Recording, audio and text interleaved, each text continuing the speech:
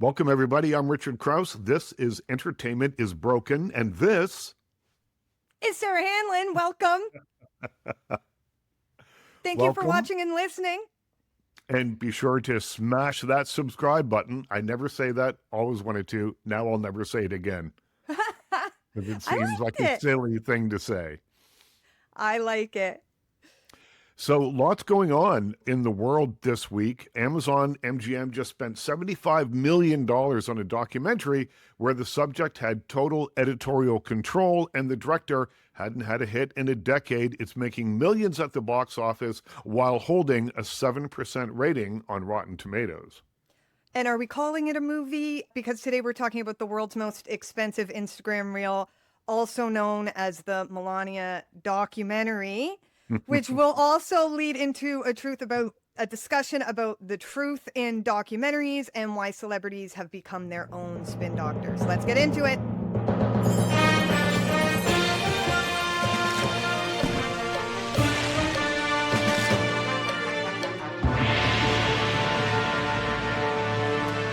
So let's talk about the Grammys a little bit before we get to some of the other juicy stuff. I thought that the opening song Apt was unreal. Apate, Yep. give me your best apate. No, I will not. I refuse. Because this is a Apate. song that, like, when I was a kid, I used to make mixtapes of the songs that I liked. And then I would be in the car with my dad and I would put one of them on, hoping that he would hate every song. Because if he liked the songs, it meant that they weren't cool or they weren't hip. And so just the very fact that I liked that song means that it's not I am appropriating it from young people and I shouldn't be doing that. But it's a little bit of a banger of a song. It's a banger of a song, but you're telling me it's Jump the Shark then. If it's got to us at Well, our level. it's me specifically I'm talking about, and I'm more the problem than the song is. I had it was the first time seeing the words in the headlines today Mhm. that I even knew APT, which I guess means apartment, Yeah. was the name of the song, how the song should go. But I feel I'm glad I'm not the only one who didn't Apparently quite it's know. a drinking game as well. Oh, And I'm I'm into just looking that. up here. Yeah, it's means apartment, but then there's some sort of drinking name that goes on with this, and the word apito is repeated during the drinking game. We need Another time. we must. Yep. That But well, and it opened it out great. mhm, Correct? Bruno Mars too. This is my best Bruno Mars look. yeah. It's also giving Junior Soprano. It could go either way, but Yeah, there's a lot of different vibes happening. But I thought they were great. The Aussie tribute, War Pigs with Slash and Duff McKagan and Chad Smith, I thought you did not enjoy that?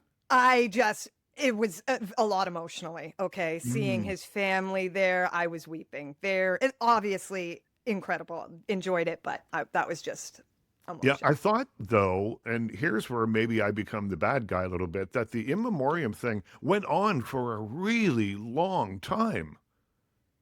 Like there was a bunch of different tributes, right? Yeah. Yeah. Yeah, it's a lot, but it's heavy times. We Yeah. gotta meet people where they're at. But yeah, seeing Ozzy's family like that, and I mean, I thought that was Will Ferrell on the drums. I always do that. Yeah, Chad Smith and Will Ferrell are doppelgangers. That's absolutely for sure. But and who knows? Maybe it was Will Ferrell, and they just said it was Chad Smith. I don't really know because I know that Will Ferrell also knows how to play drums. But I'm not starting any rumors here. That's the documentary I want to see. Yeah, you mentioned documentary. Let's dive in here a little bit. Oh, we wanted to talk about Catherine O'Hara as well. Yes, I was thinking it was great to see a Canadian icon last night, Yeah. Joni Mitchell, get her moment too, taking home a Grammy for her archive collective, which is a Mhm. collection, which is so cool. And I thought there wasn't enough of a standing ovation there for her. That moment should have been longer because we need to celebrate our Canadian icons while they're here because one day they're at the Grammys, one day they're at the Golden Globes, and they're doing press for the studio. Catherine O'Hara was like literally just out and about in Mhm. these last years, and now she's gone. That's what made me think of that. And yes, we have to give a moment for Catherine O'Hara. Obviously, you've been speaking about her all week. Tell Mhm. me And you must have met her, I'm sure. Give me a Oh, I story. met her many times, interviewed her for a lot of different movies, and occasionally used to see her at events and that kind of thing. And I will tell you that she was genuinely lovely. If you saw her at something, she would always say hello or was not freaked out if I went up and said hello to her. She was always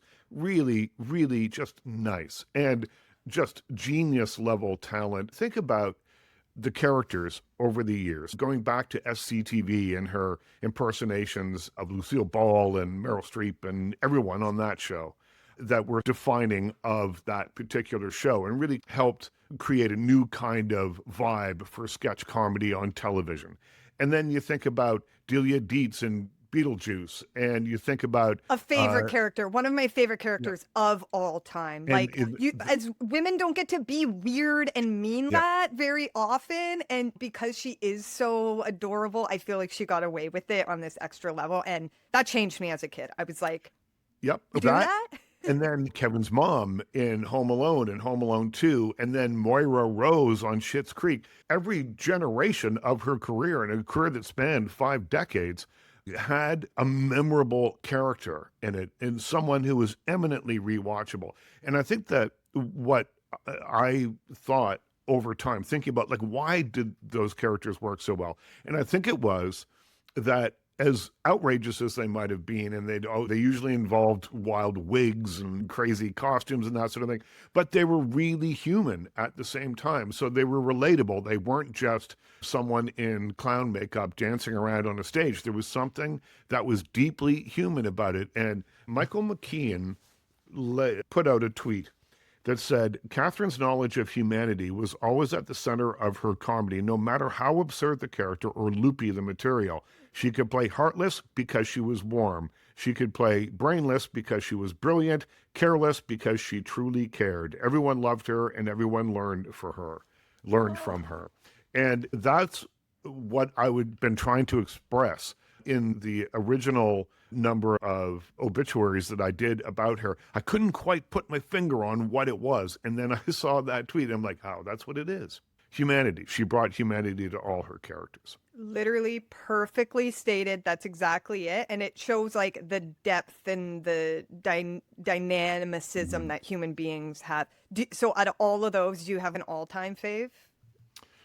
Delia Dietz for sure. I love that character and I just love her performance there. I think it's really funny. It is an all-timer for me. But I got to tell you, I think Moira Rose from Schitt's Creek is an all-timer. I think that is a character that her physicality, her clothing choices, her wigs, the way she spoke, everything about that character was absolutely perfect. It's an all-timer. That's so true. Just come on. Like you could just say someone's name, David, and just someone would immediately know. And for me, and this is like a hidden gem for some people, obviously not you. I know I'm not going to blow your mind here, but for some listeners, if you haven't watched the Christopher Guest movies, so lots of people know Best in Show, but the first one is called Waiting for Guffman. And I think I saw that movie, I must have been 10 years old.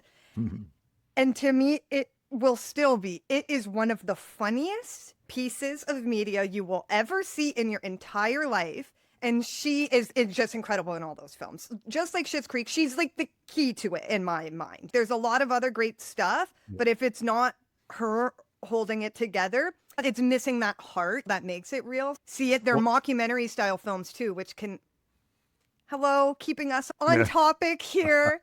A mockumentary is like my favorite style of my favorite genre. I don't think we get enough mockumentaries. Speaking of mockumentaries, one just came out and it cost $40 million.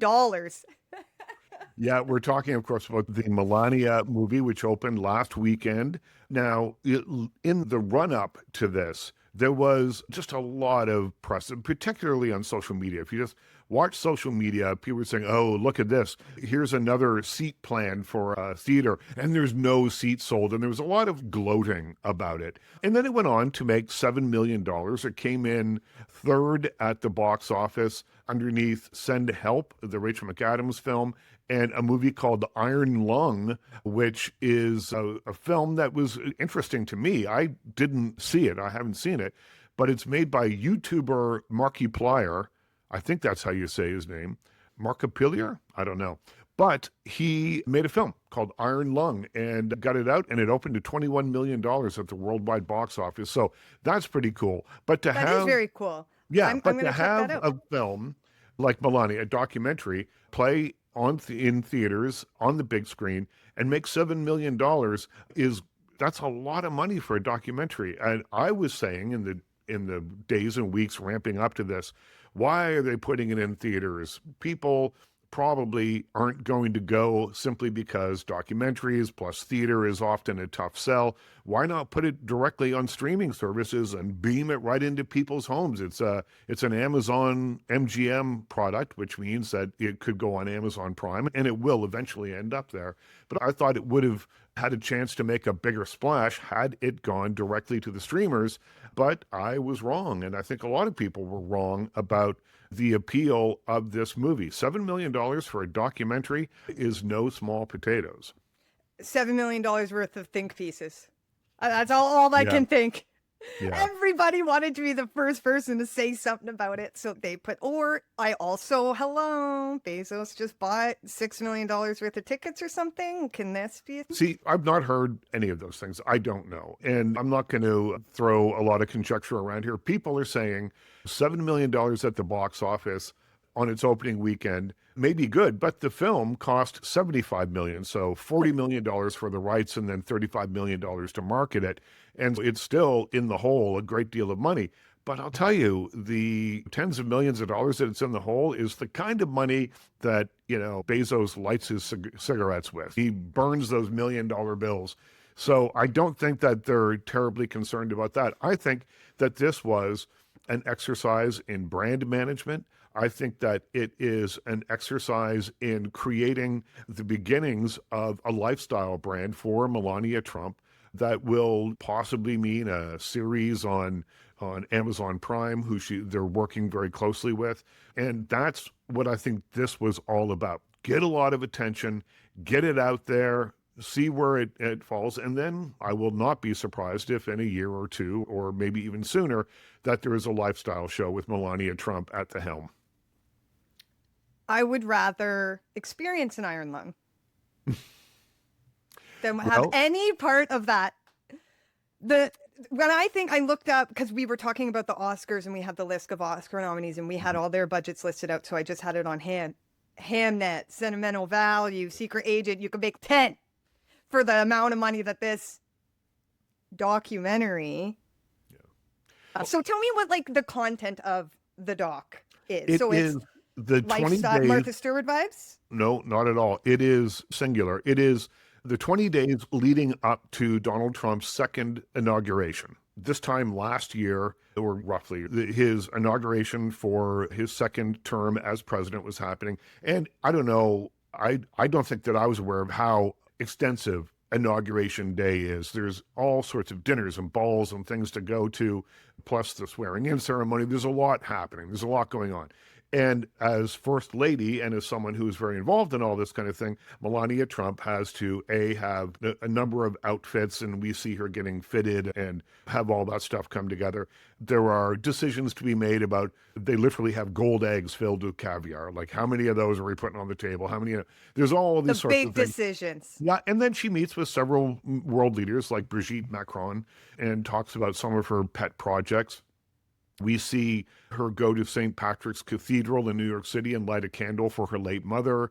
We see them go to Jimmy Carter's funeral. There's a mix of very personal kind of stuff and then the stuff that comes along with the job.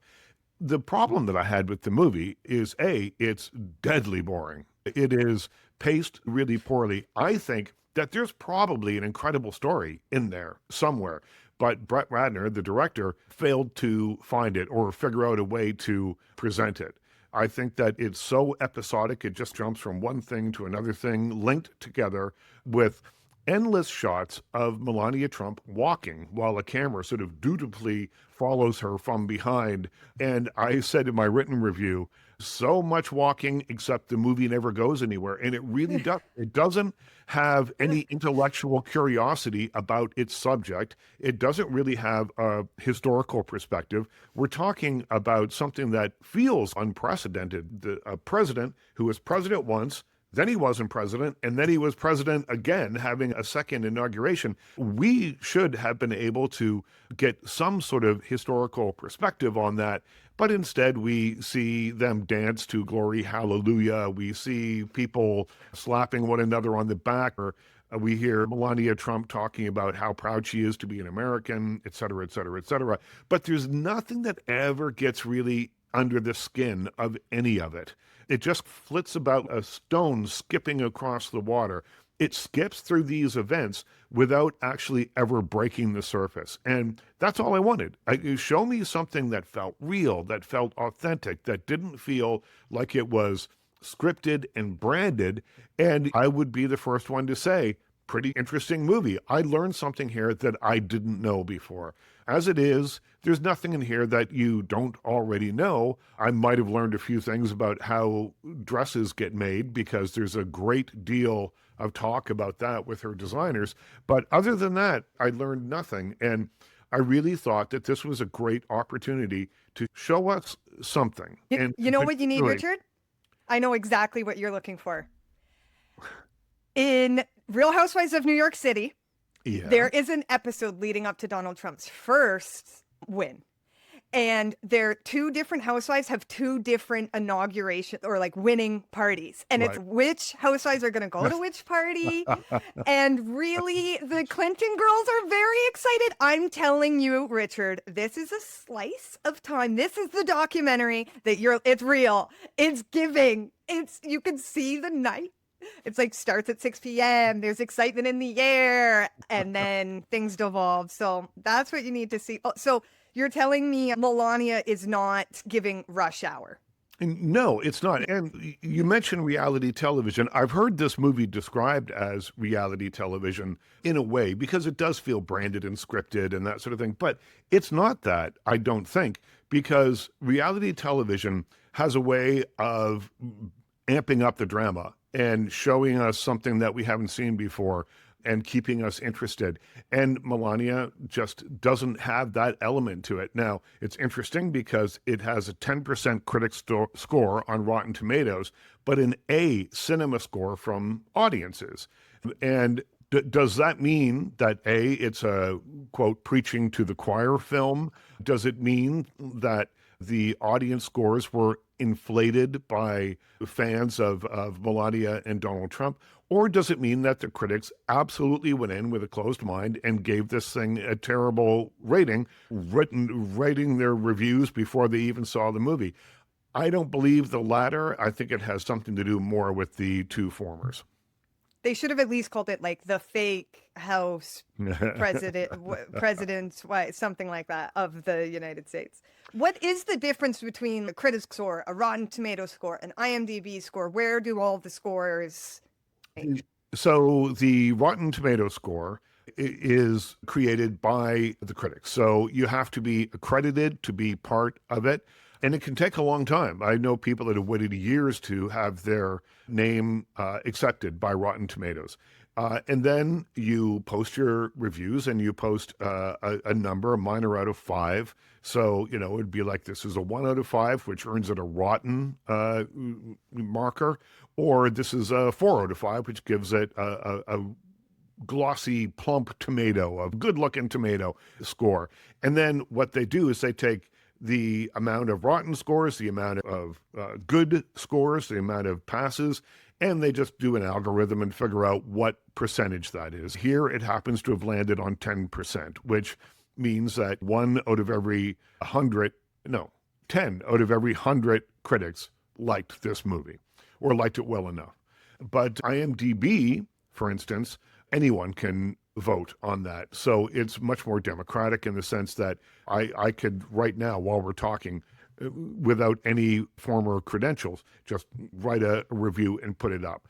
And they have been accused in the past of having their reviews tilted, groups that are looking specifically for whatever agenda they have to slant the reviews one way or the other. If you see a flood of incredible reviews come in all at once, you go, that's something's wrong there. Vice versa with if they're trying to tank a movie, you'll often see that as well. I tend to not put a whole lot of stock into anything that I see online. I have a very small handful of people that I look to and respect for reviews, and I look at their reviews, not so much like a Rotten Tomato score or an IMDb score, a Metacritic, or whatever it might be. I generally speaking tend to look to the individual critics.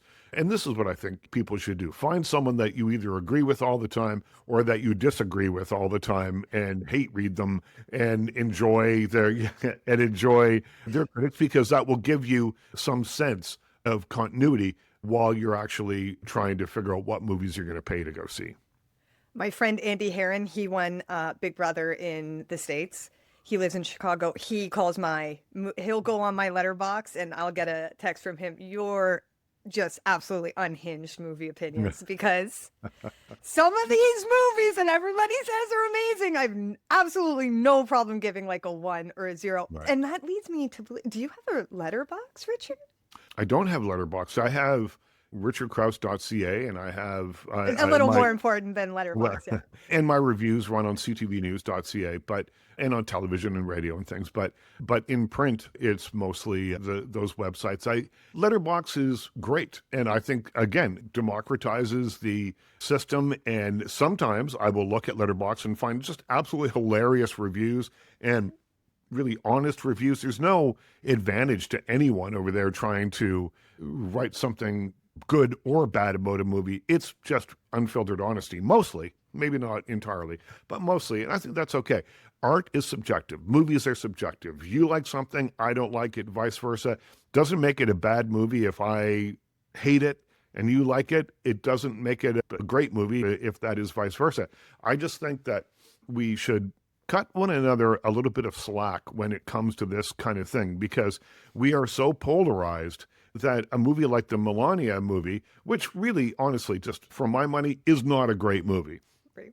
I would also say that about The Greatest Love Story Never Told, the Jennifer Lopez, I don't even know what that was. It was half documentary, half fantasy, but all vanity project. The Cristiano Ronaldo documentary, which was like a hagiography. This form can be used for marketing as well, particularly when you have the subject of the movie, as was the case with Melania, with Ronaldo, with Jennifer Lopez, who are also actively involved in the production, who are executive producers or whatever. And it's a thin line between marketing and truthful journalism. And more often than not, the journalism gets pushed to the side. Yes. In those cases. Yes. And there is like a rise of this kind of sanitized celebrity doc. Yeah. And at least most of the time you can tell, like they're in it, they're producers. Sometimes it's really obvious. It's when things get a little clouded and you don't know. So the ones you mentioned, they're fairly obvious. I'm thinking of like that staircase one about the woman who was murdered. And then it got to the point where it was like an owl did it. We're being told that an owl killed this woman and pushed her down the stairs. And then it was just like, crazy how this husband got accused for this. And then like later I found out, oh, the husband made that documentary. It's like the husband and his PR team. And so it's like things can get actually really wild. Or you just see like something like the Harry and Meghan Netflix special. It's just, you're connected to the royal family. In what level do I think any of this is going to be not a kind of Melania similar PR, just something with a spin? Yeah. And it's, don't take that genre if you're just the type of person who can't own up to some credibility, like accountability. If you know that you can't even ask the subjects, the real heavy hitting issues like Melania or Meghan and Harry, becoming Led Zeppelin is another one. These legacy things have things that we can actually interrogate and hold accountable, but in like nuanced ways. It doesn't have to be one way or another. And so it does seem like a cop out to just go the sanitized PR route. It does, but I think you find that you wouldn't have Becoming Led Zeppelin unless you had access to the band. And even though that documentary, which had some great Led Zeppelin music in it and that sort of thing, but it was pretty by the numbers. It was pretty much a sanitized view at a band that at their peak was one of the wildest rock and roll bands in the world. And the stories, if you read Hammer of the Gods and books like that, simply just weren't in that documentary. But the surviving members of the band, Robert Plant, Jimmy Page, and John Paul Jones, were in it telling their own story. And it's legacy building in that sense. You've got the Prince project. There was supposed to be a massive Prince documentary coming out for Netflix, but the estate apparently didn't like the, quote, complex, which I guess means honest, portrait that it painted. So it's been scrapped. They just pulled all the rights to the music and said, yeah, we're not cooperating with you. And so that one's dead. I hate that. Imagine that. That should be like a biopic, kind of fictionalized narrative version anyway, so that they can have fun with it. And there's ways around this. But I do think of some documentaries that can flirt that line. The Last Dance, the Michael Jordan documentary that was done by Jordan's production company, and even Scottie Pippen was famously like critical of it, and lots of people, because Michael Jordan was a trash talker. He was not sanitized by any version, especially back then in the 90s, but it's still, you could read between the lines, and it wasn't at that sanitized where he was vulnerable. He did open up and talk about things like his gambling and the kind of like wild nights they would have.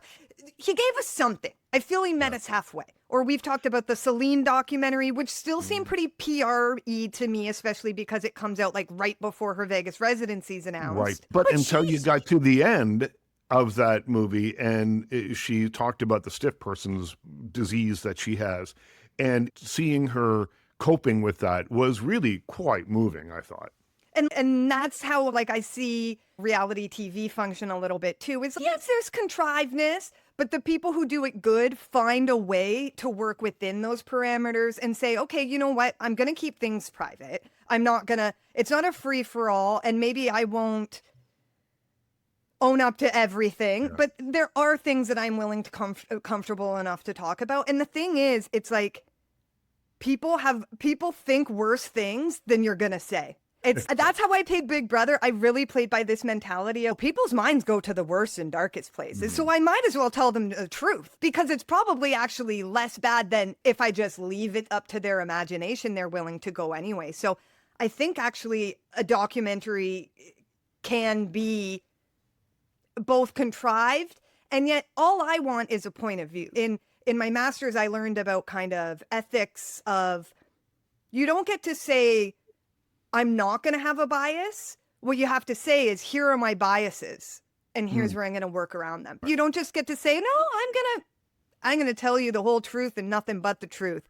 Well, because that's everything never comes with really a point of view. Yeah, exactly. Everything comes with a point of view. We're humans, so we have ideas about things. And presumably, if you're going to spend a year or two making a documentary about someone, you have strong feelings about them one way or the other. And it's almost inevitable that you're going to bring those to the project that you're working on. But you know, in some of the things that we've talked about here, like the Harry and Meghan 6-hour doc, that was brand management and nothing but. They are a couple that bring out strong feelings within people, pro and con. And this was a way, I thought, of trying to handle it. It didn't work, but that's what a lot of these things are, especially now. In the age of the streamers, we have these big celebrity-driven docs that are driven by access rather than by 100% telling the whole story. The Eddie Murphy documentary, which I just saw on, I think it's on Netflix, and that is a documentary that it's shot in Eddie Murphy's house. And we get to hear a great deal of his own recollections of his life and his career and that sort of thing. And part of it is really wonderful. And he's so charismatic and he's so very funny that I'll sit for 2 hours and watch that. But I know, and I knew as soon as the end credits started, that I was just handled. I was handled by the filmmakers there. And so it wasn't exactly the kind of doc that you might expect. It's not warts and all, but was it enjoyable? Absolutely. Was it something I'll watch again? Probably not, because there wasn't that much to it other than letting us see the occasional glimpse of the real human side of Eddie Murphy. He doesn't make a movie every year anymore. He's not around as much as he once was. And he is still a towering figure, so talented. Humanization absolutely works. But there's also a great deal of money, and there's also involved in these things. And there's also a great deal of kind of legacy molding that goes on with a lot of this stuff. I think in an era of social media that celebrities have decided, I'm going to handle my own image building, and I can do it on Instagram and curate my life and that sort of thing. And if people will buy it, the curation that I show on Instagram, they'll buy it in a documentary as well. And I Yeah. think that's where we're at. It's interesting for me to think about the kind of reverse of if you're aiming to make a warts and all documentary and then maybe that being too much of the focus. And I asked this for a Right. specific reason. I wonder if you saw the Degrassi Whatever It Takes documentary at TIFF. No. So it was interesting because I feel like that was the POV. Instead of trying to hold Right. up a legacy, or balance the two, it was, I'm going to show the gritty underside of Degrassi. And it didn't really sanitize the production and whatever it takes. I'm literally just thinking. They were making this claim that the people who created this show were willing to do whatever it takes, ask the kids to help build sets, and they were a team. And they just explored how some people on the show made a lot of money while other actors didn't. And I thought maybe that seemed contrived. Like, I do think it can go the other way too, Yeah. where I think the crazy thing about documentaries is you really don't know where it's going to go. And that must be so terrifying. I once asked Alan King, the great Canadian documentary filmmaker, I said, how do you know when a film was done? If you're telling an ongoing story, how do you know when it's done? And he said, oh, it's done when I run out of money. That's how I know when the movie's done. It is true that you don't have an endpoint. Now, these are a little different, these celebrity ones that we're dealing with here. The Melania film has 20 days. It's going to be a portrait of 20 days. You've got the Eddie Murphy movie, which had a sort of a career spanning width and breadth to it, but it wasn't exploring. It wasn't journalistic point of view where you never know what's going to happen. I think that they knew every time they sat down exactly what was going to happen. And he was going to tell some funny stories and be charming. And he used both those things and did both those things. And then the movie was done. I worry that we're going to start becoming used to these overly manipulated documentaries and think of them as such, as actual documentaries, which doesn't really work in terms of what documentary is supposed to do, which is to show an intellectual curiosity about its subject, to allow the story to play out no matter how it's going to play out. I'm sure that when Alan King was making his documentaries, he didn't know whether he was making something that was going to have an unhappy ending or not. And that's part of the art and the science of making a film like this. And I think these celebrity ones are really draining some of that away. Yeah, if you're going to call it a documentary, you are duty bound to make it a documentary, which means a truthful exploration. Like I said, you need to be upfront about who you are, what you're making, where you're coming from. I remember Michael Moore. I still have it in my Blockbuster case out, and I stole it. I used to work at Blockbuster. I stole it, obsessed. And people used to say to me, oh, but it's clear. It's clear he has a point of view. He's not trying to say, I'm coming from a completely unbiased place. He's saying, this is my hypothesis. I'm making a statement about gun control in this country. And so I am going to make points that exemplify my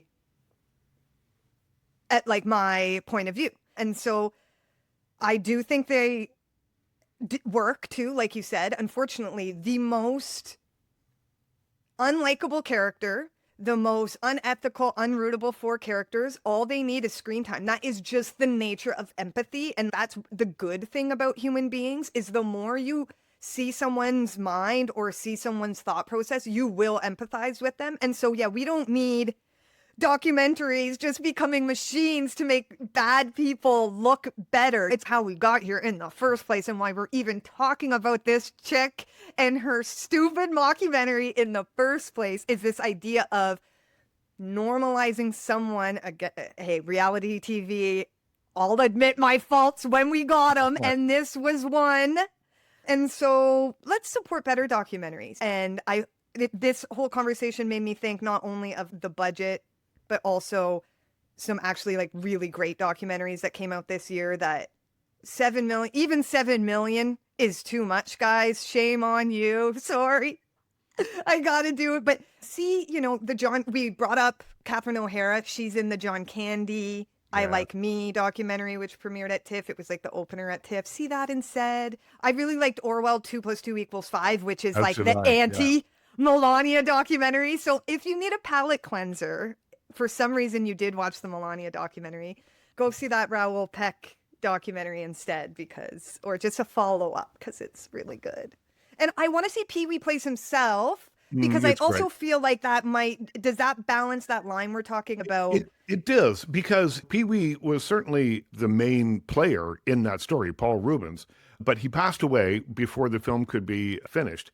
Now, the filmmaker went on to actually finish the films without him, but it's interesting to see the kind of push and pull that happens all the way through that movie, because Paul Rubens, at some point, agrees to do the documentary, obviously, and then at some point thinks that he should have complete artistic control over it. And the director says, that's not actually how it works. And there is some tension that is one of the most memorable parts of that documentary. But it's also a documentary that I think Paul Rubens, when he was prepared to speak, because apparently at one point he just said, I'm not talking to you anymore. I'm done with this. But when he was prepared to be open and honest about his life, both the good and the bad, it wasn't just all platitudes. And anyone who grew up watching Pee-wee's Playhouse or Pee-wee's Big Adventure and that kind of thing would be interested, I think, to see this guy who created a character who went on to become bigger than he ever could have imagined and was a complicating factor in the rest of his life. And it's a fascinating look at him. But I like that the push and pull of it was, I want control over this. And the director was saying, you can't have it. It's your story. To tell this properly, you just have to take a step back and trust that I will tell the whole unvarnished truth, but do it in a respectful way. And may we all have the courage to do that in our art. Okay, I have a fun would you rather for a wrap up here. Okay. So now it's us. Okay. So we got to put our money where our mouth is. Option A, we have zero control. You have zero control over a $50 million documentary about your life. It's 100% honest. It shows every mistake you've ever made. You're seen as a villain. They're bringing back old people from your high school days.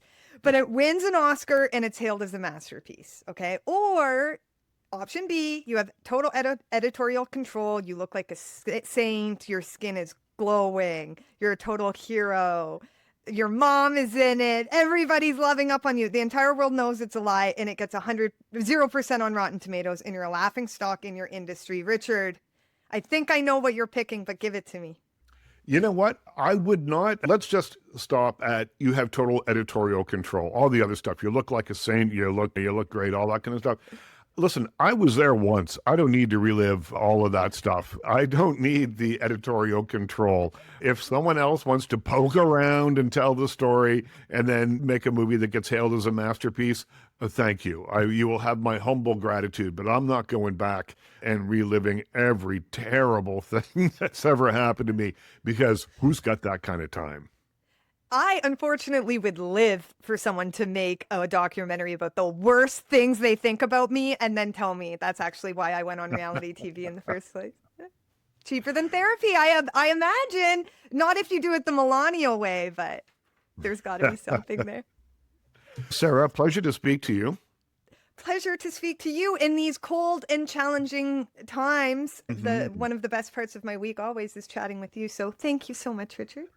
And remember to like, subscribe, follow on your favorite podcast platform. If you're watching us on the Substack TV app, let us know in the comments. Check us out on YouTube. I don't know where else we are. We're everywhere, I think. We're everywhere now, baby. Entertainment is broken. We'll see you next week.